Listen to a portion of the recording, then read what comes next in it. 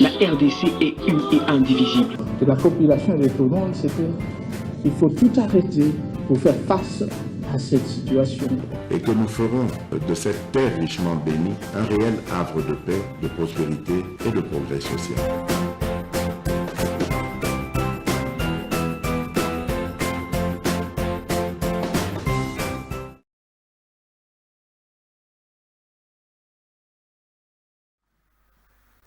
Nous peuplerons ton sol, nous assurerons ta grandeur.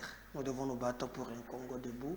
Et c'est le devoir et l'obligation. Il y a Congolais qui bisika yo azali, Zambé apesa mboka et tondan kita, biso mokoba Congolais, to jouer partition na biso, moto na monto bisika yo azali, aloka ndenge nini mboka na biso ekoki kokende tolongwa na mboka oyo bato bazali kotala ba intérêt personnel. Vous savez, j'ai aimé prière Oyo Marcelo Asalaki, mais surtout Oyo Nalandaki, pasteur Roland Dalo, na stade, mokolo ya investiture, ya président de la République, mokolo la prestation des serments aussi.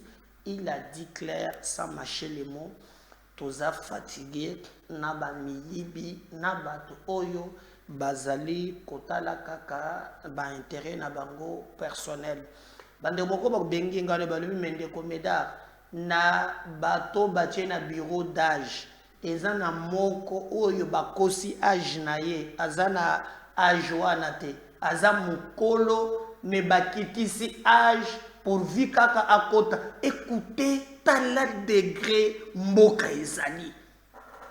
Même lorsqu'en déposant les dossiers, Bato Baké a tripoté. C'est ce qui a fait que Bato Baké a faire nommer Bato P Bakiki âge. Et comme preuve, Bota la Makambo Salami, et Zele Makambo ya Somo, Makambo ya Passi. Mais nous pensons que ce n'est pas comme ça que nous voulons construire un Congo. Et je l'ai bien si bien dit lobby. Le président actuel de la République, le bon Dieu lui a fait grâce. Après cette opportunité, a eu deuxième mandat, Oesengeli a moralisé la vie publique, la vie politique. Pour Nambo Kanabiso, Makamboizo Salema, et ça grave. Nous devons voir le singa lobby à lobby, président Médard, Makambo Oyo, Bahati à Salio, Ndengache Neve Naye, Emmanuel Bahati Baseme. Yaza na 212 voix, mais Oza premier na liste na 4000 voix, selon ba PV Ozanango, président moyen côté zate, parce que même ceux qui neve na ye, cousine na ye, bakatani, tout ça. Moi, je ne dis pas ici que le président de la République est Sengeli à côté la battre, parce que la République des injustices est un malamouté.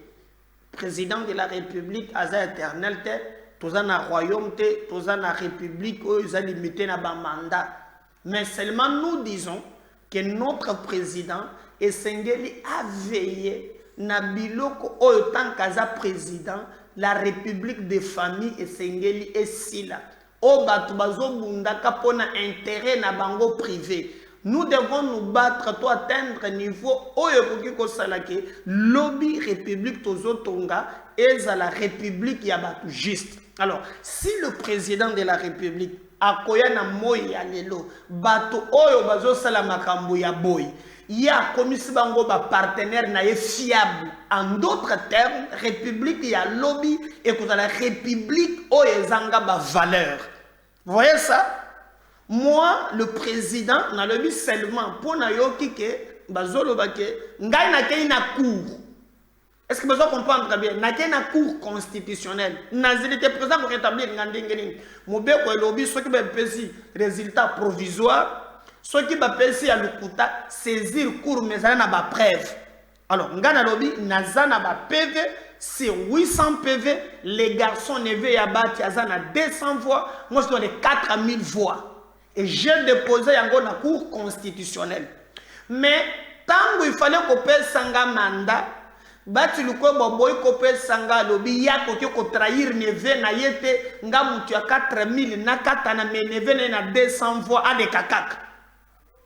Mais na kei parce que mobeko PSP ba jurisprudence ebele malgré ya boyi ko pesanga mandat so botre na palu bana likambo wana palu ba pesaki mandat balobi soki bozali ko bundana bino na bino que la justice tranche na moni ko pa ba wivini mo le kandenge moko mais oyo ya biso parce que esengeli ba protéger neve ya batu lukwe. Alors si le président de la République lobby pe akamati li sous batu lukwebo a commissionné c'est qu'en d'autres termes a cautionné la République, il y a injustice, la République, il y a népotisme.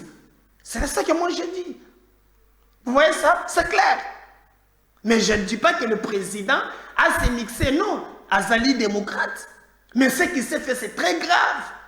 C'est très grave. Mon toisa, il y a sous-canaliste. Il y a un abazozoyer. Babi ministère député pour azo porter combo ya bad. Lobi na yebisi bino awo. Bomoni caméra zobi mazolo baka. Bato bazo attaquer ye. Mais ya caméra lobi. Ngai nazana mutu moko yebisi ngai l'une des choses oyo ba pes ordre balobi na koki soki ozana ba député wana ba makamba zubu sepona 2028 yo kobimisango ko banda ko pesa ngwe pa Tshisekedi. Alors, c'est qu'il y a un agenda caché contre Tshisekedi que moi je paye le prix. Si vous vous souvenez très bien, je suis parmi bato oyo na salaka campagne pour na président na ba média nyonso. Na chaîne Nangaï, j'ai plus de 70 000, aujourd'hui 72 000 abonnés. Na zoa chaîne na chaîne disposition ya Félix Tshisekedi. Na battre la campagne parce que j'ai créé en lui et moi je défendais la République. Mais à chaque fois que Nazali ko attaqué Katumbi qui était un étranger, j'ai eu des problèmes sérieux. Alors, il y a le but que je soutenir Fatih. Comment vous me réglez des comptes parce que j'attaque Katumbi? C'est qu'il y a déjà quelque chose dans l'avenir. Alors, moi, je ne peux pas aujourd'hui, Nazala, je ne suis pas un lâche, non. Je suis un Congolais, j'ai mes droits. Et les Congolais m'ont voté massivement. Je crois qu'il est le grand temps que la Cour va statuer dans les Cambouana. Besoin de s'engager mes droits, c'est clair et net. Moi, si j'ai échoué, je ne peux jamais venir dans les médias. Dans le Belayangono, la vie d'un homme, réussite et zali, échec et zali. Mais lorsqu'on a gagné et qu'on a dit que bazui, moi, dans mon poison nevé, place ça c'est très grave. Et je me battrai jusqu'au bout. Ça, je peux vous promettre, je vais récupérer ces sièges. La haute cour, Makambazo, le non, Bazo, corrompre, la justice, tout ça, c'est valeureux juge. Moi, je crois à Makambouana et Kolekate. Tout comme ma solo, Nabino Bande Konangai, Nagina la mise au point, on a pris un message, Batubazo, comme Langai, moi, Mingi. Tout comme ma solo, les lots kobeta ma solo nini Sabrine boyebi ke bato ebele bazolongwana ba regroupement politique ya liboso bato balongwe na regroupement ya Katumbi bato mususu balongwe na regroupement ya Matata Mponyo bato moko balongwe pe na regroupement ya Delice Sanga. J'ai posé la question, est-ce que bato wana balobi ke ba ko soutenir le président baillé par conviction ou bien baillé pour échouer, baillé pour leader na bango sali bango mabe. Alors lobby après cette émission namoni bande kumingi ba réagir o ba réagir namoni bazali batu ya Delice Sanga balobi ndeko nabiso medar na muziki abengi bango muziki batu batelemi wana bango bazo reconnaître batu ya envol wana te mais balobi quand même ya solo na parti na biso lubilu nonwat batu bakeye belé hein ba keke na bango toza sona batu belé te mais ba o wana batelemi tozali ko reconnaître bango ata mukete. Donc, bao batelemi baza batu mususu. Alors, mais au moins, bazo reconnaître que na parti na bango batu balongwe. Ce qui est vrai, boyebi qui Delice Sanga banda ba élection de la toujours Elina Luisa, mais cette fois-ci aza élité alors c'est comme ça que balobi bato mingi ba longwe na parti mais balobi au moins que na bawo batelemi wana mutu moko oyo azali ya parti na ye azate.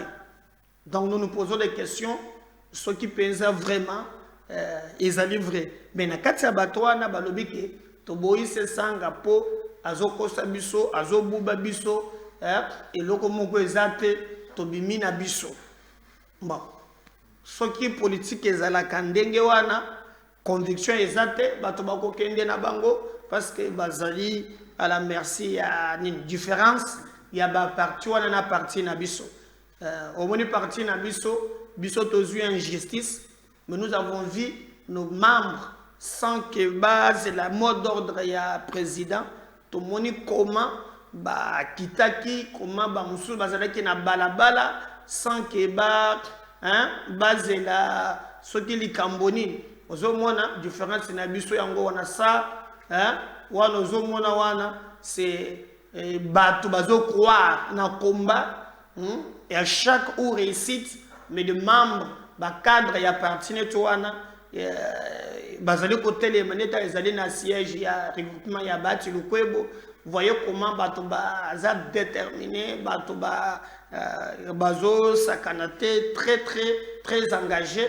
Alors pour qu'on ta parti boeza passe na moment que bato bazali ko bundela ba positionnement personnel. Vous avez vu vraiment nyonso oyango wana ezaka ba cadre ya parti beaucoup mona Congo en avant mais il y a ces sanga qu'on a bango balobi mame lobili nono tokei na biso mais il y a matata mponyo na délégation wana bango pe balobi ba tupone besoin reconnaître te ba yebi bango te ba wana bazaba union sacrée azui pona ko mais que vient faire l'union sacrée na ba militant na bino balobi bazalaki ba candidat député ba comprendre que leadership kuna ezate nde basali cette coalition balongwe balobi ke bazali ko soutenir maintenant président de la République Félix Tshisekedi.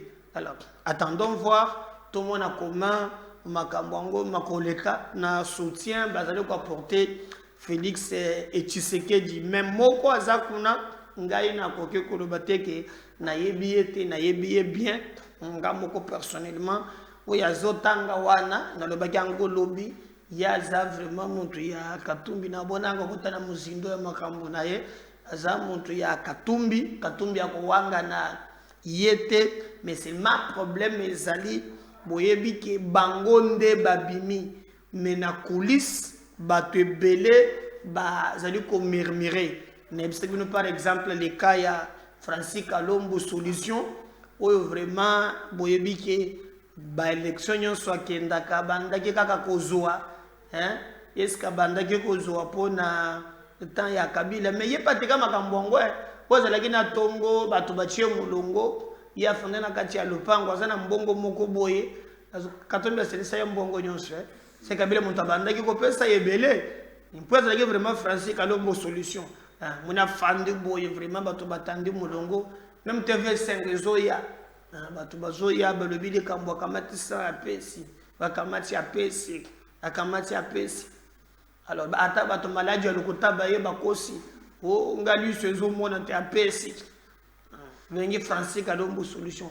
Alors azaki na katumbi pona katumbi bazo bundisa na mingi en papa Francis yango pe balinge mingi te baza o bino baluba onde bo pesa ga danyama ba information maga o bamonaki Francis Kalombo na ikota mama Denise so bomona kero moko boye makambo tout ça moya ki mapeza te parce que monene katumbi akangami kaka naye moya ko kendeza te mais bato baza influence ko ezali Salomon ezali Kamitatu ezali Mwando bomona ki même que net bomoni Jacques Ndala pas vu mukato mais Jacques Ndala za muntu je crois ya lignée ya Salomon ba muso baza na lignée mususu donc de ko benda na wana ba problème makambu ya ndenge na ndenge ezobima kuna. Alors ba muso balobi batindiki ba musume bango babatani abino boloba mais okomona ke bato oyo katumbi abandaki ko chela motema mingi bato wana babimi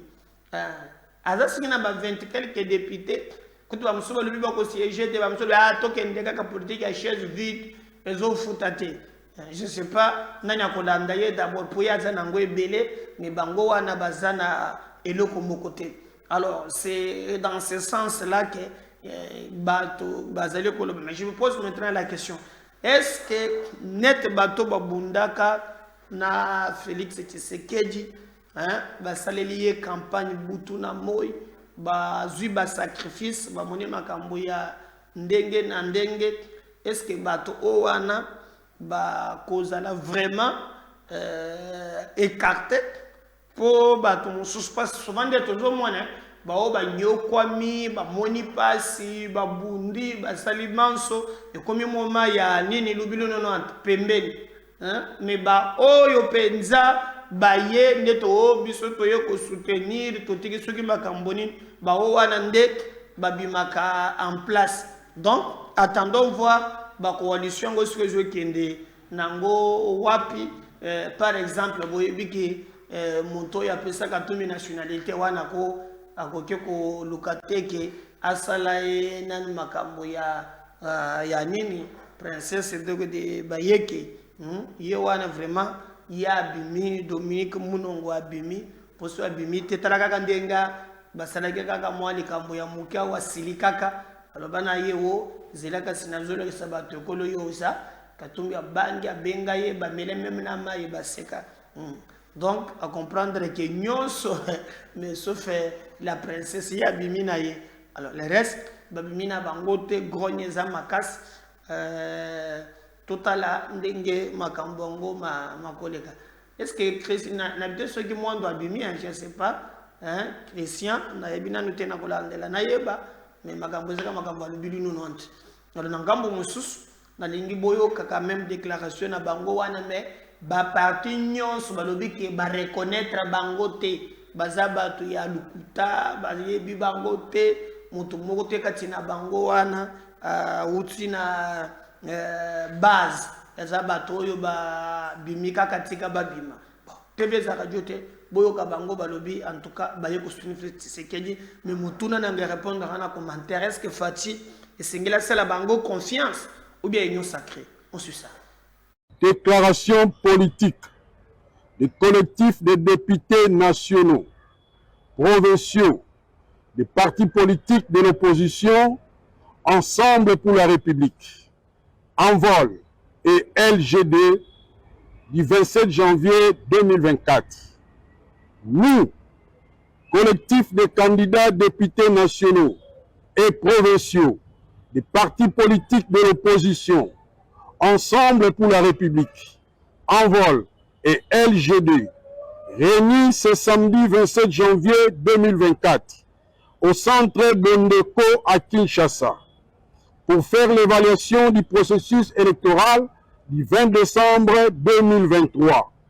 Après cette évaluation, nous, collectifs de députés nationaux et provinciaux de l'opposition, présentons nos sincères félicitations à son Excellence, Monsieur Félix Tshisekedi Tshilombo, président de la République démocratique du Congo, pour sa brillante réélection face au candidat président de la République de l'opposition, une opposition mal organisée, incapable de mobiliser les Congolais autour d'un seul candidat commun.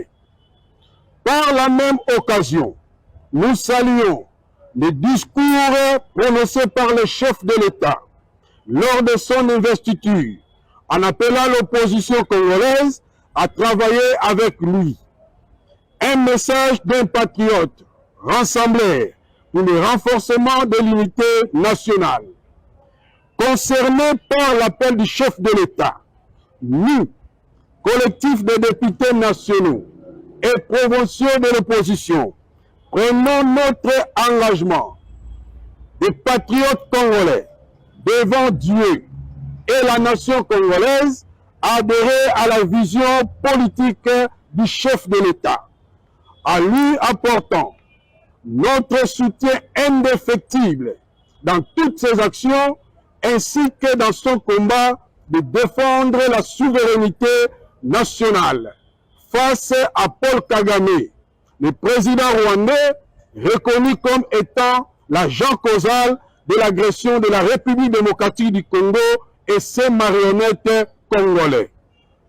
À cet effet, nous, candidats, députés nationaux et provinciaux de l'opposition, soucieux de notre propre destin patriotique, à œuvrer pour la paix, la consolidation de l'unité nationale autour d'un leadership fort incarné par le président de la République démocratique du Congo, son Excellence Félix Tshisekedi Tshilombo.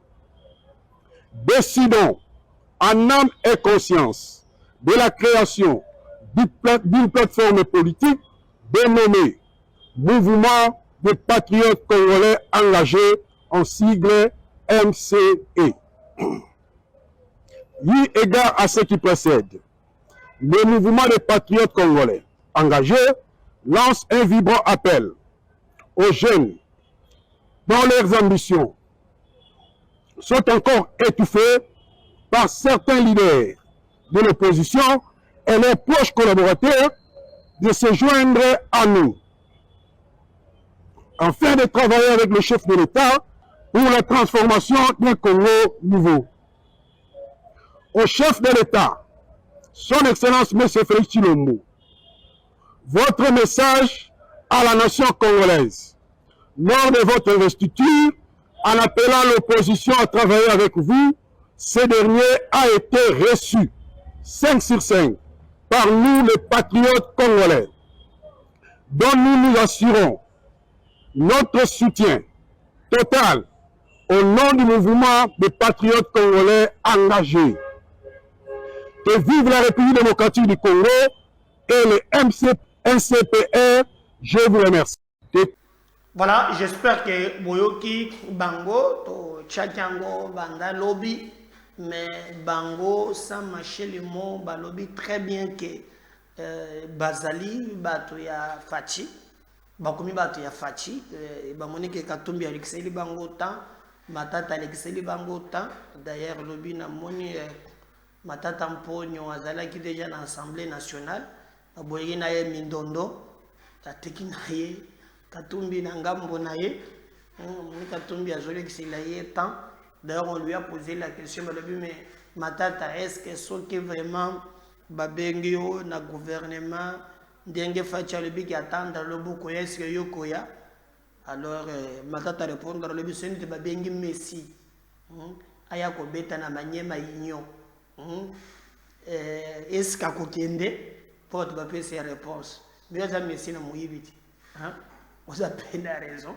Pour banzaji wana kokota ba corner ya bokangalonzo ya zairenisation wana wa Messi mutoko kokona nayo na ngambo wana zate. Donc ce sont des choses que il faut vraiment bisomokoto tout réfléchir makasi tout ça. Donc je pense que le plus important c'est pas obiso toza minene toza moke, mais le plus important c'est ce que le Congo gagne. Na ba mayi oyo biso tozali ko sala tope ko bondela yango en terme ya ba makambo ndenge ezali ko leka sur terrain.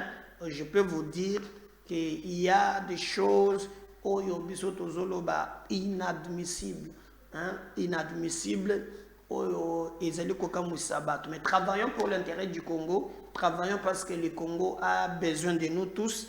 Tout le monde a ndenge tokoki ko kende liboso, tout le monde a ndenge biso tokoki ko se positionner afin que mboka na biso est gagné. Bandeko wana soki baye réellement ndenge bazolo bake balongwe Katumbi Matata na sesanga pour ne soutenir Fachi. Je crois que le président de la République a besoin de fédérer, mais seulement nous disons attention, monsieur Sope Bayaka Bongo, il ne faut pas frustrer. Baye oyo ba zalaka fidèle, loyal, baye ba bunda pour des campagnes électorales. Il est très bien et que le président actuel Asala Moussala Ndenge et Longobani. Moi je sais que course pour un positionnement pour la 2028 et si est bandit déjà, si vous regardez très bien, beaucoup de monde a déjà l'idée où il y a un dauphin, où il commis déjà qu'on s'est pointé à l'horizon. Alors,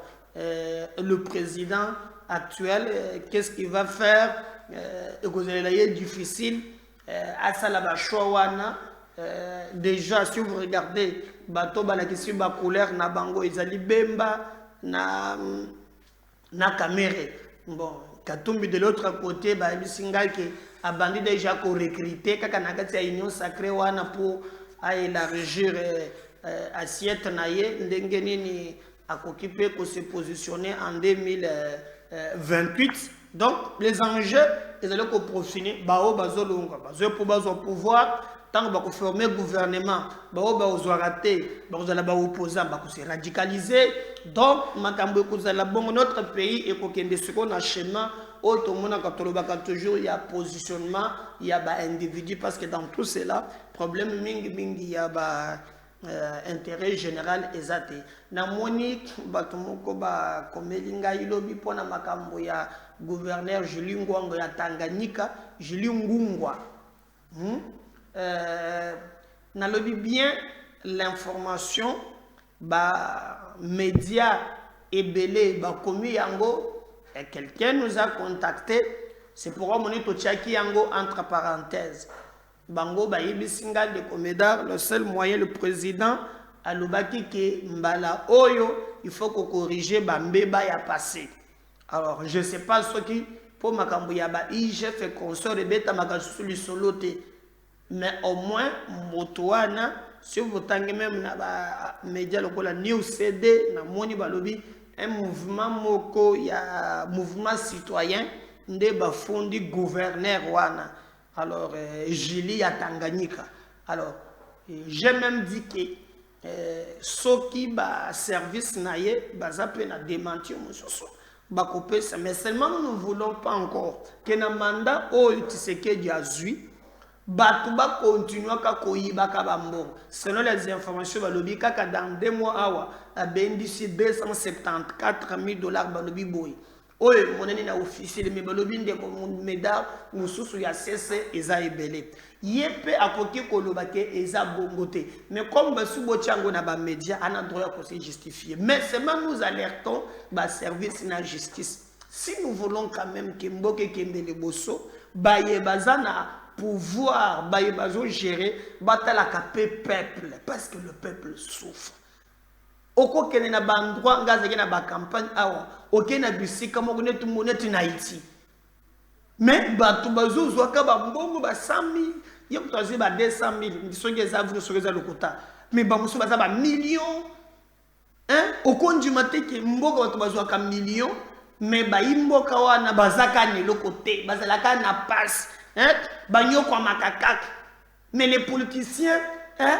Parce que c'est partagé mbongo ndenga ko sakanate. Alors ce que nous disons ça que non, en réalité, ce qui est à bongoté, bah juste quand même, bah benga, bah inquiété, parce qu'il s'agit makambo ya misolo ya ba congolais, dirigeant mon côté à utaka na mbongo, nanda kuna ya na ngote, bah benga kango l'argent des contribuables congolais.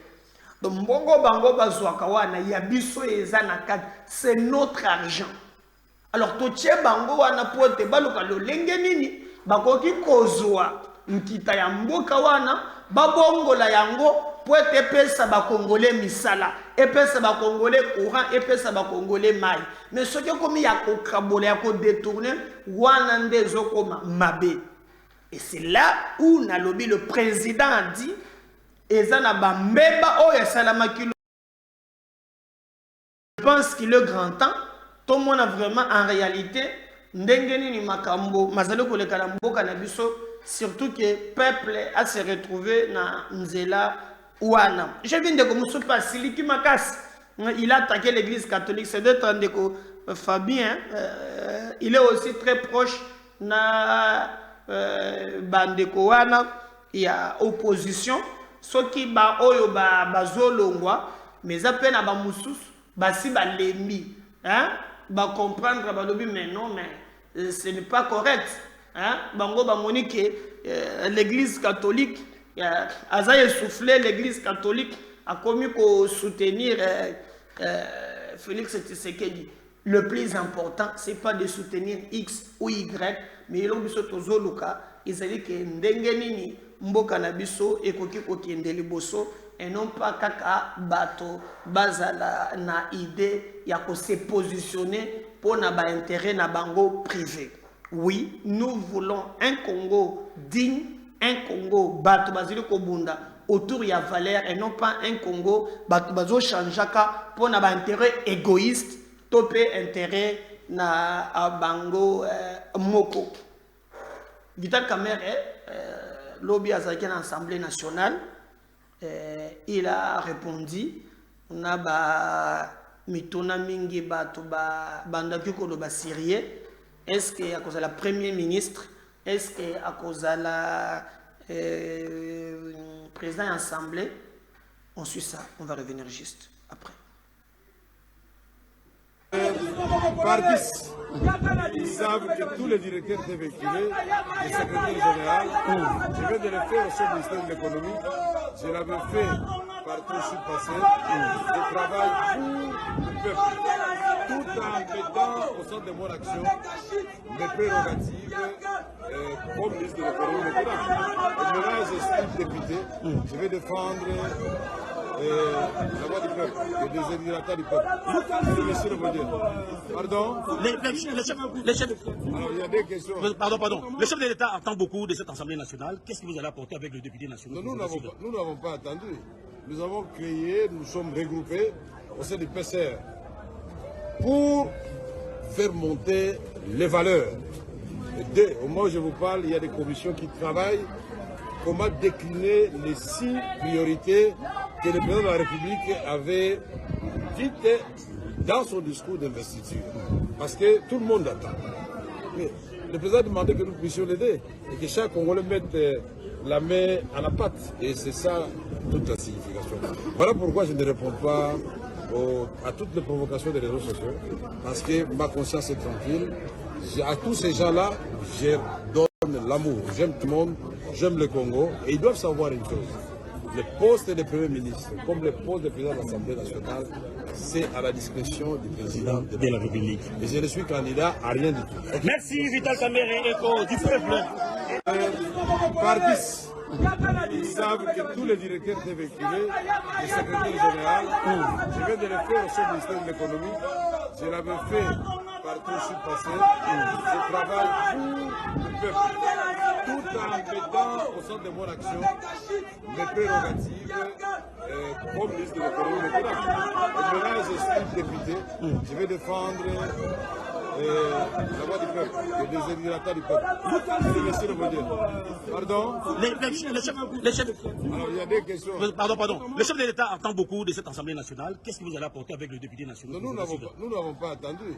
Nous avons créé, nous sommes regroupés au sein du PCR pour faire monter les valeurs. Et au moment où je vous parle, il y a des commissions qui travaillent comment décliner les 6 priorités que le président de la République avait dites dans son discours d'investiture. Parce que tout le monde attend. Mais le président a demandé que nous puissions l'aider et que chaque Congolais mette la main à la pâte. Et c'est ça toute la signification. Voilà pourquoi je ne réponds pas à toutes les provocations des réseaux sociaux. Parce que ma conscience est tranquille. À tous ces gens-là, je donne l'amour. J'aime tout le monde, j'aime le Congo. Et ils doivent savoir une chose. Le poste de Premier ministre, comme le poste de président de l'Assemblée nationale, c'est à la discrétion du président de la République. Et je ne suis candidat à rien du tout. Merci Vital Kamerhe, écho. Voilà. Wana Vital Kamerhe, on a raison que la deuxième émission, on a fait uniquement les Cambonaye. Mais déjà, zoté les Mélaye, na Katia Union Sacrée, na ba ambition, suivez l'ancien ministre de l'économie qui s'oppose déjà à Vital Kamerhe, na ba propos naye. On suit ça. Mais au-delà de ça, nous sommes un grand ensemble, l'Union Sacrée, qui a accompagné le chef de l'État avec l'équipe Team Fachivent, qui a accompagné le chef de l'État à sa réélection, qui a cru en la vision du chef de l'État pour un changement, pour un Congo qui sera réellement retrouvé. Alors, nous avons accompagné le chef de l'État pour sa réélection et nous sommes un ensemble qui, en réalité, devrait se reconstituer, se consolider. Alors, faire des groupuscules dans ces grands ensembles serait évidemment, à mon sens, à mon avis, fragiliser l'ensemble. Mais au-delà de ça, vous savez, nous sommes en politique, hein, nous avons gagné les élections. Chacun a ses calculs aussi. Hein. Voilà, c'est aussi ça. Mais moi, je pense qu'en politique, il faut éviter la gloutonnerie politique. Il faut juste servir le peuple. Dans toutes les actions que nous pouvons poser en tant qu'acteurs politiques, il faut voir l'intérêt du peuple là-dedans. Si l'intérêt du peuple y est, alors allons-y. Mais si l'intérêt du peuple n'y est pas et que les gens commencent à faire des calculs politiciens et de manœuvres, comme vous le savez, là, ça n'engage qu'eux-mêmes. Parce qu'au-delà de ça, nous sommes en démocratie. Les politiques, les amis ont le droit également de se réunir, de se retrouver, de discuter sur leur avenir politique, sur leur positionnement politique. On ne peut pas leur interdire. Donc, c'est leur droit le plus légitime de le faire. Mais au-delà de ça, ce que moi, je demande, est-ce que nous puissions consolider ce que nous avons pu avoir pendant la conquête du pouvoir.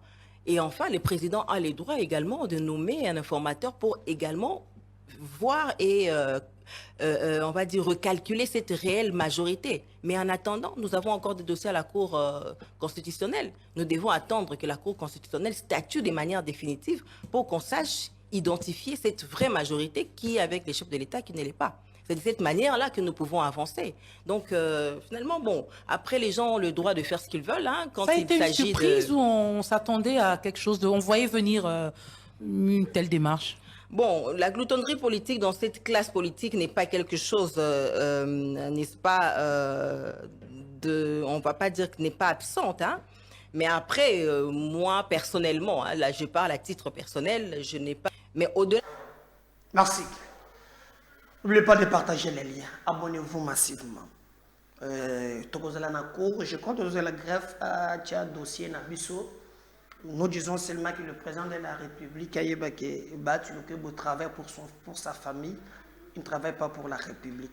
Et les autres, le juge, le valeureux juge, va tenir compte de chantage au bazali le bâti non, se contrôler par tout non. Na moni le Vital Kamere, mais je vous dis Vital Kamere, moi na côté mon sous naza parmi notre batele melakaye, mais à ça sincère, l'autre ba hypocrite. Président Fongola Matoi, on a ibiseki yote. Ngai bazobundisa ngai po na bandi côté la yo. Comment ngai na bundisi katumbi, lelo na komi cible na bango. C'est que bango bazali na katumbi na cessé. Et yosko Félix Tshisekedi de kolinga siko lobi ozal. Moi je vous dis la vérité. Je vous dis la vérité. Na ko la deuxième émission Tembe Ezate. Tembe pesa radio te. Partagez les liens, abonnez-vous massivement. À tout à l'heure. Bye.